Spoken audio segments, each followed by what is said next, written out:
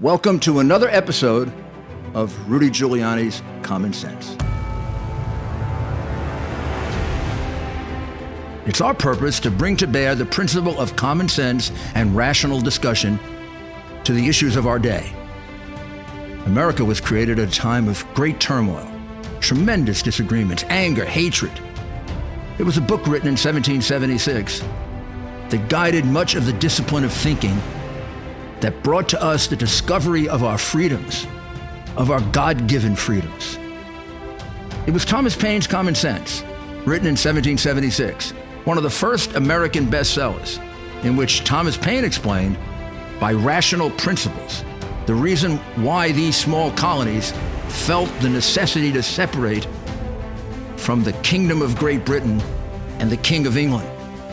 He explained their inherent desire for liberty, for freedom, freedom of religion, freedom of speech, the ability to select the people who govern them. And he explained it in ways that were understandable to all the people, not just the elite. Because the desire for freedom is universal. The desire for freedom adheres in the human mind, and it is part of the human soul. Today we face another time of turmoil, of anger, very serious partisan division. This is exactly the time we should consult our history. Look at what we've done in the past and see if we can't use it to help us now. We understand that our founders created the greatest country in the history of the world, the greatest democracy, the freest country, a country that has taken more people out of poverty than any country ever. All of us are so fortunate to be Americans. We're not a perfect country. They weren't perfect men and women, and neither are we. But they did it better than anyone else, and that has to be our goal, to keep America a leader. But a great deal of the reason for America's constant ability to self-improve is because we are able to reason. We're able to talk, we're able to discuss, we're able to analyze, we're able to apply our God-given common sense. So let's begin.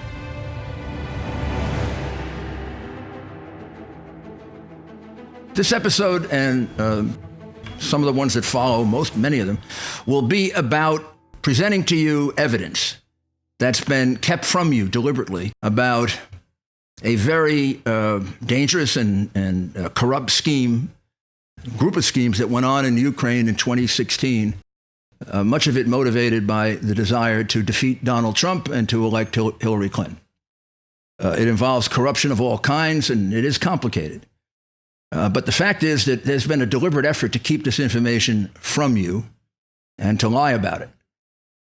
These witnesses that I am going to discuss and present to you as if it were a trial have all wanted to come to the United States and were blocked by the American Embassy, by the State Department, by the FBI to some extent, and even when they hired a lawyer to present it to the Justice Department, and even though the lawyer made it clear that this involved proven intrusions in the 2016 election, that it involved activity by then Vice President Biden that was involved in the collusion as well as corruption. Even though these things were mentioned, the Justice Department did nothing to follow up on it. It seemed that all they were interested in were the false allegations of collusion by Russians. And so you've been deprived of this evidence, and I've been attacked, as you know, seems like monumentally for being the messenger, for having had the, I think, good fortune to develop this information because something has to be done about it. So let me tell you how it began, and then let me get to the opening statement. This all began in November of 2018. I was brought the information. The idea that I went looking for dirt on Joe Biden or that President Trump wanted me to look for dirt on Joe Biden is totally false. And a part of the conspiracy to cover up the rather vast crimes of Democrats in the Ukraine. This information was brought to me. If you want to call it dirt, the dirt was handed to me. And it wasn't dirt. It was probable cause that crime was committed. It was given to me by reliable sources. All that I'm going to explain to you came from that. And I began investigating it in November of 2018 as a defense lawyer for the President of the United States, who was also a close personal friend and someone that I felt was being, and I know was being framed for a crime that he didn't commit because of the perversity of his opponents and their hatred, which seems has no limiting factor. So let me begin as if this were a trial. I did many as a prosecutor, having the great honor to stand up in court, get in front of a podium. I wish actually I had a podium now, and say to people, my name is Rudolph Giuliani. It's my honor to represent the United States of America. I think I always got goosebumps when I did that. So this will be modified. It won't be quite like the opening statement of a trial, but we'll get as close to it as possible. So I make this understandable to you. The purpose of an opening statement is to give you a roadmap so that over the next couple of weeks, as we present the testimony of these witnesses, much of it on videotape, you'll be able to understand it and have it kind of link together, because that's how you prove complex and serious crimes. How would you start this? You would say that the charges here are the charges are simple, the fact pattern somewhat complicated, but easy once you unravel it. We have, at a minimum, 2 bribes. I know you're a little surprised because you all know about the one bribe, which is the one where Joe Biden tells Poroshenko that he must fire the prosecutor or he won't get his $1 billion loan guarantee. But you don't know about the other bribe, and that's going to come out both a bit in the opening statement and then with some pretty shocking testimony that we're going to present to you. So this involves 2 bribes involving then Vice President Joe Biden, and it involves collusion on the part of the White House, on the part of some officials of the Democratic National Committee and the embassy in Kiev in digging up dirt.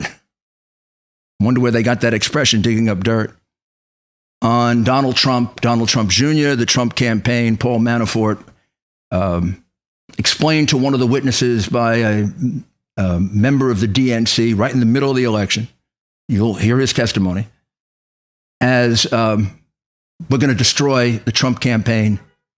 We're going to get him off the ballot by September of 2016. Now, remember the position I was in at the time that I heard that. I was his defense lawyer defending him against Mueller's false claims of Russian collusion. And we were 5 to 6 months before Joe Biden announced for president of the United States. So I had no thought of him as a presidential candidate. I don't want to be demeaning, but he didn't look to me like he was physically capable of running for the office of president of the United States. He did, but by the time he did, I already gathered all this evidence for the purpose of defending my client. And I am outraged at the attacks on me, not on a personal basis. I'm a pretty tough guy, and I've been threatened with death by people a lot more dangerous than these idiots. But the reality is, I'm outraged that the vast majority of the media doesn't realize, seems to ignore the fact that the reason this is being done is to intimidate me in my role as a lawyer. That's what they're doing. They're trying to kill the messenger because they can't deal with the message of this extensive Democratic corruption. With a shoe on the other foot, and I was talking about Republican corruption, they'd probably make me man of the year. And that's a double standard we have to deal with. But ladies and gentlemen, people of America, here's the evidence that was kept from you. It's easy. I mean, it begins with a confession, an admission, a confession, however you want to describe it. Many of you have probably seen it. Some of you haven't. Let me first give you the definition of the crime of bribery. Corruptly offering something of value in exchange for official action. That's the definition under the United States Code. That's pretty much a universal definition, including in the country of Ukraine. So now, listen to the tape And I will tell you the words to particularly focus on, because it's in that one sentence, just one little sentence, that the crime of bribery is committed. This is a statement by Joe Biden. The date is January 23rd, 2018. And I'm just going to read you one sentence by Joe Biden. If the prosecutor is not fired, you're not getting the money. If the prosecutor is not fired, is the official action. You're not getting the money, is the something of value that's put at stake. That's the crime of bribery. All you need to add now is corruptly, and I'll show you very simply how we do that. But now you make sure that I'm right. You listen to that portion of the video. They were walking out to press conference. I said, no, I said, I'm not going to, we're not going to give you the $1 billion. They said, you have no authority. You're not the president. The president said. I said, call him. I said, I'm telling you, you're not getting the $1 billion. I said, you're not getting the $1 billion. I'm going to be leaving here. And I think it was, 6 hours? I said, I'm leaving in 6 hours. If the prosecutor's not fired, you're not getting the money. Well, son of a bitch. Got fired. And they put in place someone who was solid.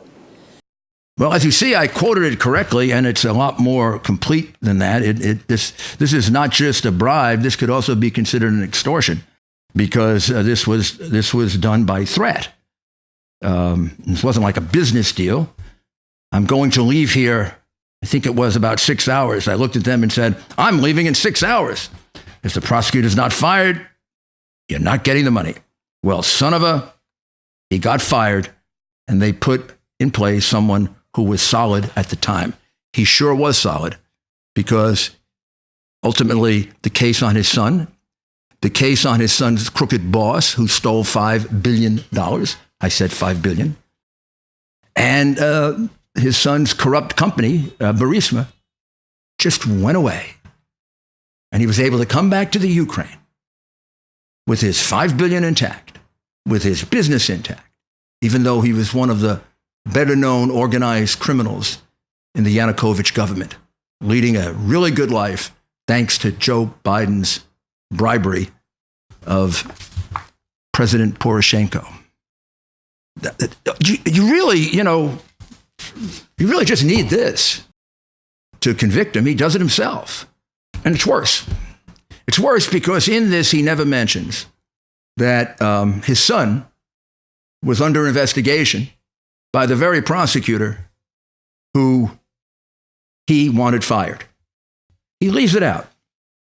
It's, in a way, by omission, it's a false exculpatory statement, meaning it's evidence of his guilt.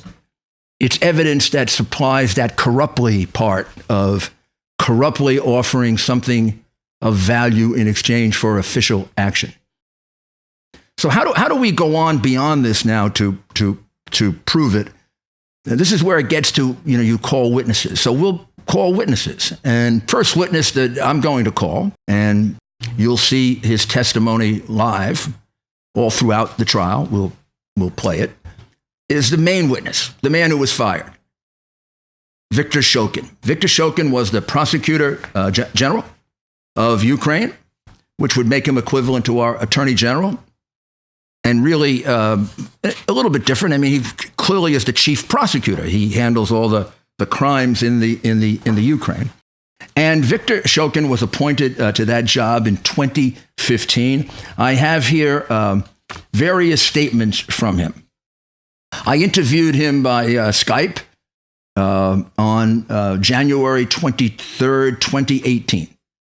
I emphasize the time because that's when the Mueller investigation was still going on, and it is before Joe Biden was a candidate for president of the United States.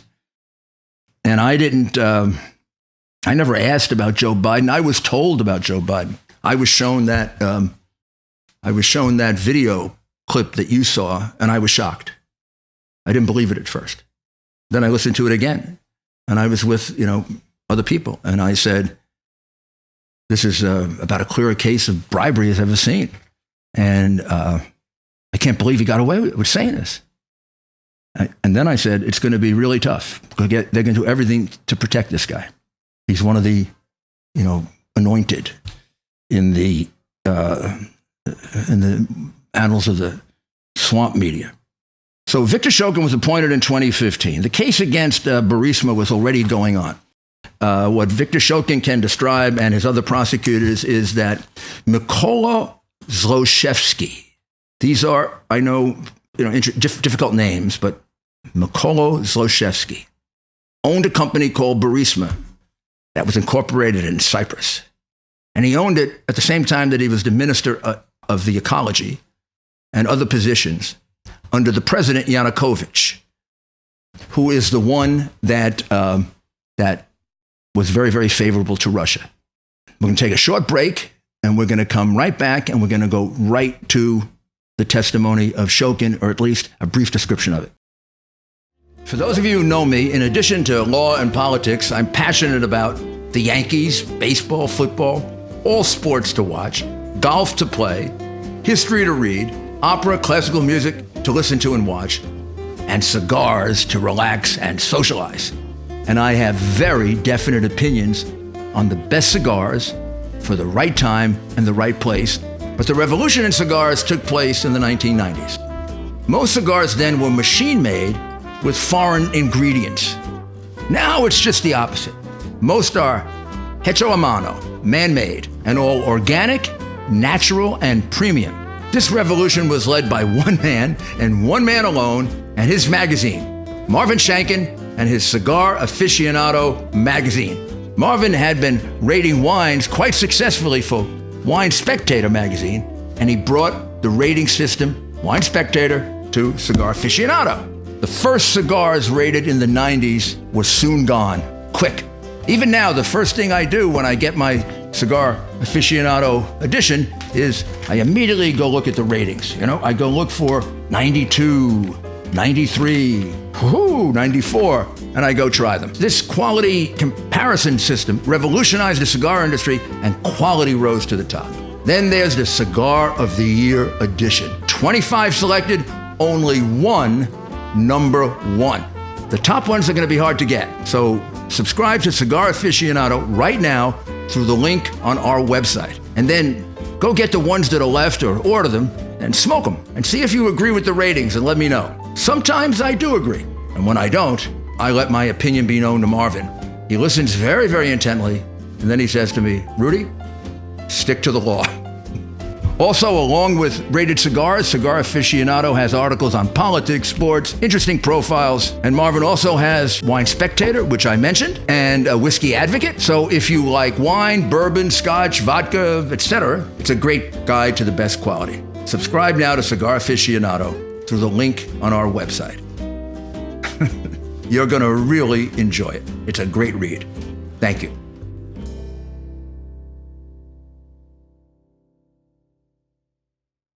So we left off with Victor Shokin and what he will contribute to the trial.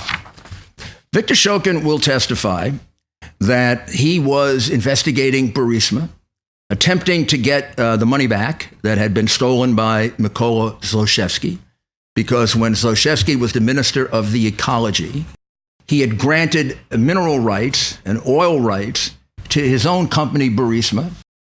He made a huge amount of money while he was the minister, and he kept it all outside the country. He laundered it, a lot of it through Bank Privat. So we don't know exactly how much he stole, but people think it's as much as $5 billion. All of a sudden, there was the revolution, and Yanukovych was thrown out, and his entire mafia went with him. That's what we'll call Yanukovych's mafia. And Mykola Zlochevsky was one of the more prominent members of it. They all ran away. They all had been laundering money out of the country, getting ready for this day for quite some time. So they were in good shape financially. Yanukovych went to Russia and Zlochevsky, Switzerland, I believe, or a couple of other places, but with his $5 billion. But he was very afraid that the new government, which was going to be supposedly a reform government, was going to take his business away from him. And they already began actions against him in the UK to take his money away from him. And he needed protection. he needed someone that could deal with Poroshenko, have more power than Poroshenko, and be able to, if necessary, push Poroshenko into dropping the case, of course, for a sizable bribe. He wasn't going to ask Poroshenko to do it for nothing. He hired Biden for protection of his company. If the day would come that the Ukrainian government tried to take his company away and his money away, it was going to be Biden's job to protect him. That's the second bribe.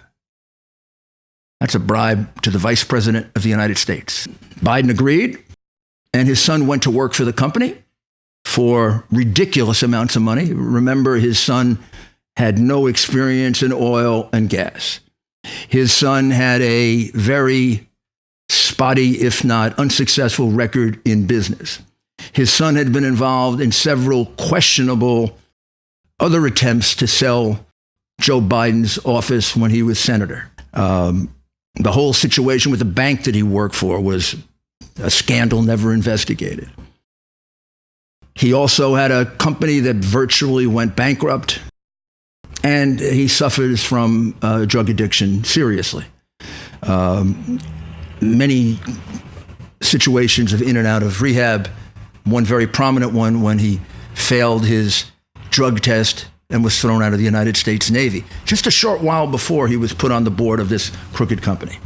So a very unlikely choice. There'd be no reason to hire Hunter Biden other than to buy Joe Biden. No reason. And there are witnesses who can testify to that. So you will hear that during our trial. 2 bribes. First one is Zlochevsky buys Joe Biden's protection in case Poroshenko wants to take his business away, in case the Ukrainian government wants to take his business away. And he pays him off in part by paying somewhere between $5 and $8 million to his son's company, which had no business purpose of any kind other than as a bribe to Joe Biden. There also is indications of other money going to Biden. There's a $900,000 wire transfer. A coincidence that he got fired in February, March of 2016, because on the second day of February 2016, he arrested the Burisma company. Remember all these Biden hacks say that the case was dormant? Well, right on the record, there's an arrest of Burisma on February 2nd of 2016. Hardly a dormant case. I got the files here. These are the files. They're lying. They're lying, and the press is just accepting it. It's really, really a very serious matter, the way our press is so corrupt. So, there is clear proof that Burisma was under investigation. I believe it's February 2nd, February 3rd. The prosecutor's office, really under the direction of Konstantin Kulyuk, who was Viktor Shokin's subordinate, basically raid Burisma, closed the business down. The day has now come for Joe Biden to do his part, because now the government is coming after the company. Combine that with another fact that happens in the middle of February, and that is that the prosecutor, Shokin and Kulyuk, receive a notice from Latvia. And I'm just going to read it to you because this pretty much definitively puts the lie to these Democrats who say there was no investigation. This is a document from the prosecutor's office of the Republic of Latvia. And it is dated the 18th of February, 2016. And it says, according to publicly available information, Burisma Holding Limited and its director, Hunter Biden, are involved in corruption affair.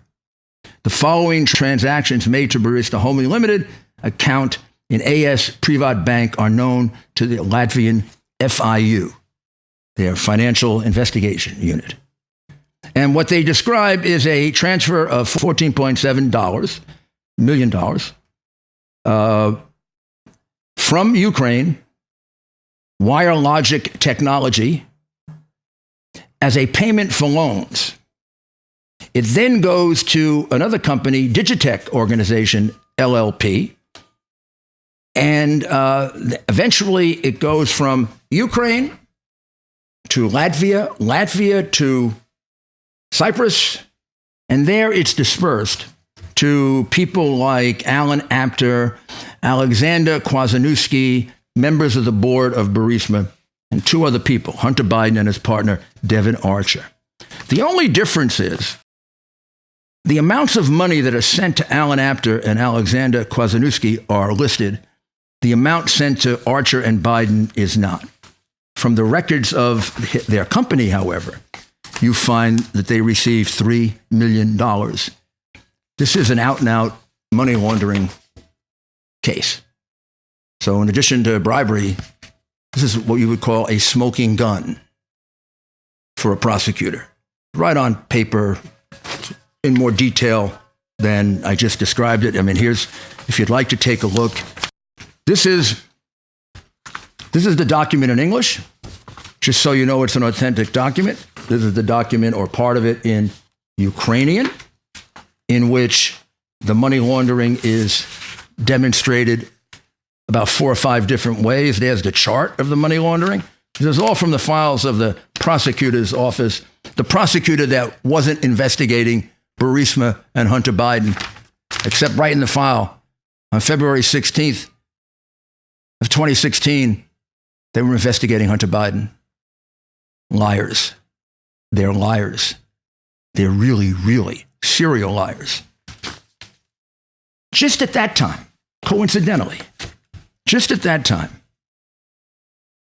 and Shokin was in the middle of this, there are 3 telephone calls between the Vice President of the United States and the President of Ukraine, Poroshenko, like February 5th, February 8th, February 16th.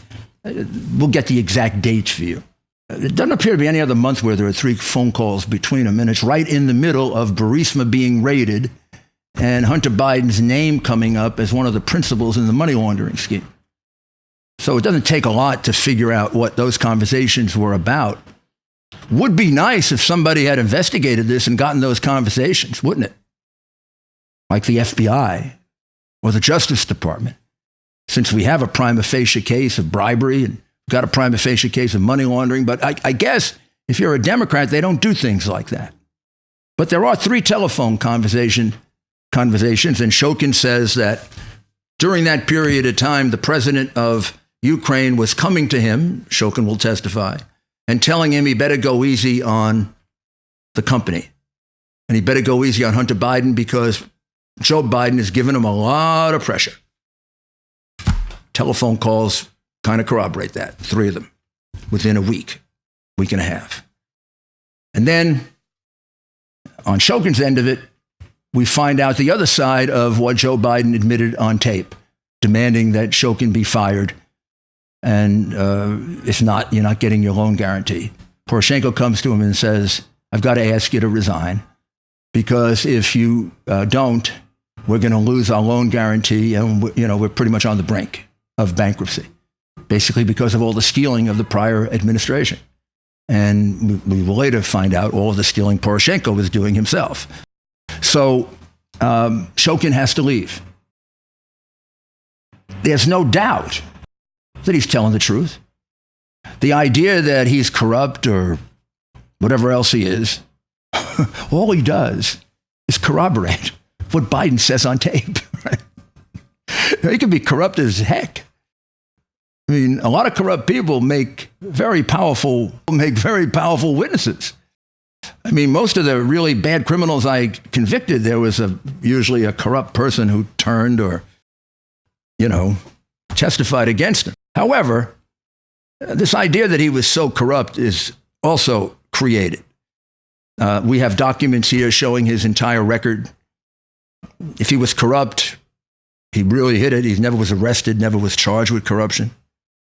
never in all of his years of law practice had a complaint against him. If he was corrupt, he sure wasn't good at it because I've met him. He's not a rich man. Some of these people really have incredible wealth, billions from their stealing. It's not Shokin. But in any event, he's a corroborating witness to Joe Biden's confession. He says, yeah, Biden was telling the truth. He got Poroshenko to fire me, and he got Poroshenko to fire me because I was investigating his son, I was investigating his patron, Zlochevsky, and I was investigating the Burisma company, and I had finally kind of hit pay dirt with the money laundering that I showed you. This testimony is then backed up by documents that I have here.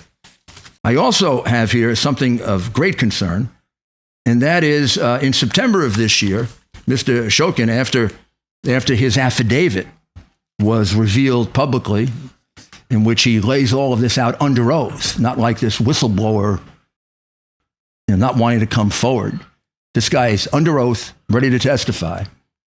After that happened, all of a sudden, one night, he got very sick. He went to the hospital. According to the medical report, he almost died twice. He was taken from Ukraine because of fear that this was a poisoning. And he went to the same hospital that has saved other people that were subjected to Ukrainian and Russian poisoning. And the doctor is world famous. It's Dr. I believe his name is Korpan. And I remember this from a prior incident in Ukraine because the name of the clinic is the Rudolph Clinic. So you kind of remember Rudolph is not that common a name. But we will present to you in the course of the trial, and when we get to his testimony, we'll present to you all the medical records from Austria, not Ukraine. And I'd like you to look at this. It's just very simple, and we'll go into detail on it. But primary diagnosis, I think that says mercury poisoning. That's a translation from the German. I translated it myself using a iPhone app. It says mercury poisoning. It then goes on to describe how much mercury was in his system. It's about 5 times more than you can possibly tolerate. They used denominations like 2 is the top, and he was at 9. Dr. Korpan says there's no other way this could have happened but by a poisoning. You couldn't do this accidentally. So there was an attempt to kill Shokin, which gives you an idea of how serious what we're dealing with is. This is a very, very serious matter. There are other witnesses that we will discuss in our next episode. Then we'll go through the testimony of Andrei Teleshenko, who has a great deal to say because he was both a prosecutor and then later he was the number 3 or 4 person in the Ukrainian embassy in Washington during the election. And he will testify at great length as to how the Ukrainian embassy, the Ukrainian officials conspired with the Democratic National Committee and Hillary Clinton's campaign. And he was directly asked to dig up all the dirt that he could on Donald Trump Jr. He was asked to see if he could find evidence of a connection of Donald Trump to Russian organized crime, Ukrainian organized crime. And he was told very intimately about a false piece of evidence that was created. That's established by his testimony, and it's established by this text from a woman working for the DNC named Chalupa to Luis Miranda, another smoking gun that corroborates the fact that she was feeding information from Ukrainians to a reporter, an American reporter named Michael Isikoff. Isn't this exactly what they were investigating Trump for, using foreign information in an American campaign? She brags about how successful she is. And then she says another big thing is coming up that I've got to talk to you about. That's going to be the phony Black Ledger. We're going to prove that it's phony and that it was created not so much to prosecute Manafort, but in the words of Chalupa and in the words of another character here, Lashenko, who actually did the deed of leaking it. It was intended to destroy the Trump campaign with a plan to execute it in August and September. A plan that Chalupa claims was discussed with an American member of Congress, who we will name as we move along. And then we'll have several other witnesses that will show the length and the breadth of the corruption. We will produce a legal opinion because there's doubt as to whether these constituted violations of Ukrainian law. Mr. Lutsenko had changed his testimony on that, actually 3 times. But one reason might be because Lutsenko is not a lawyer. It's kind of unusual that Joe Biden would recommend a non-lawyer to be prosecutor general of Ukraine. The other reason might be that he was protecting his patron, Poroshenko, because what you're going to find out is there's testimony that Poroshenko may have received. That's the president of the Ukraine, Biden's pal. That's the guy that Biden intimidated. But Poroshenko wasn't going to let Zlochevsky come back to Ukraine, keeping his $5 billion and getting his company without, as they say in The Godfather, wetting his beak. It is well known that Poroshenko took something out of almost every transaction in Ukraine. Here, there's a dispute about exactly how much. It could range up as high as $100 million.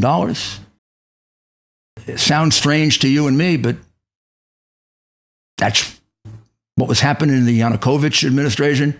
And according to witnesses that we'll call, things were much worse under Poroshenko, and the corruption in Ukraine became much worse during the Obama administration because Americans started to participate in the corruption at a much higher level.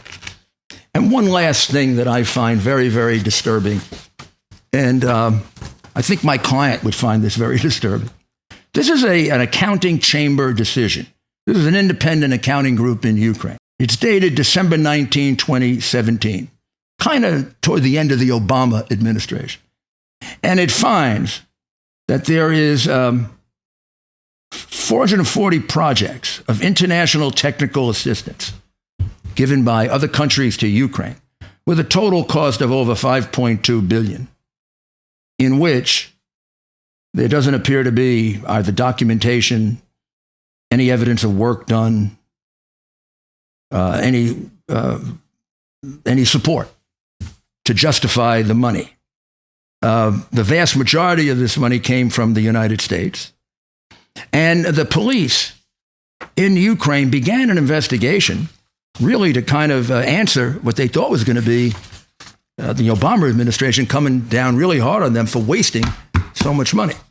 Instead, you will hear testimony that representatives of our embassy working for Ambassador, first I think it's Pyatt, and then Jovanovic, they told them not to go forward with the investigation. That we're friends and this doesn't really matter. And 5.2 billion, maybe 3.54 billion being our own money. It doesn't matter if they were wasting it. Well, you know why? The witnesses will tell you the reason is that the basic problem here, for at least 3 billion of that 5.2, is that when America was giving aid to Ukraine, it was doing it through what are called non-government organizations, not directly to Ukraine. A lot of that money never showed up in the Department of Ecology or the Prosecutor General's office. A lot of it kind of stuck with the NGO. There's a common theme in all of these NGOs, by the way, as they will testify. They call them children of Soros. One of the main ones is Antac, which had its own investigation that was corruptly, dismissed by Jovanovic. But all of them are extremely left-wing. There'll be testimony to that effect and documentary proof. And this still has never been explained. We're talking about billions of dollars in American aid that's unaccounted for, that went to Soros's NGO, NGOs like Soros's, extremely left-wing. Some of them not even in Ukraine. There's one here that involved Italy getting $4 million to straighten out corruption. It was intended for the Prosecutor General's office, and it was given to a NGO in Italy. And then you wonder why, when they fire Shokin, they can get people from Italy and England and Germany and to all say that he's corrupt. They're all people from the NGOs that were being paid off. This is a vast crime. This is probably, obviously, going to be the biggest scandal so far of this century. Let's hope there is none greater. It makes Teapot Dome look cheap when we get finished with the amounts of money.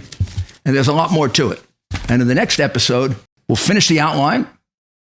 You've got most of it. And then we'll get right to the testimony. And you'll get to see some of these witnesses on camera for yourself to see that we have something called proof, which Democrats do not have against the president and never had.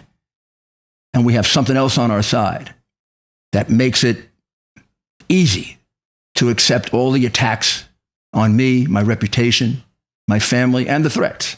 You know what we have on our side? Truth. Spent a lot of my career fighting corruption.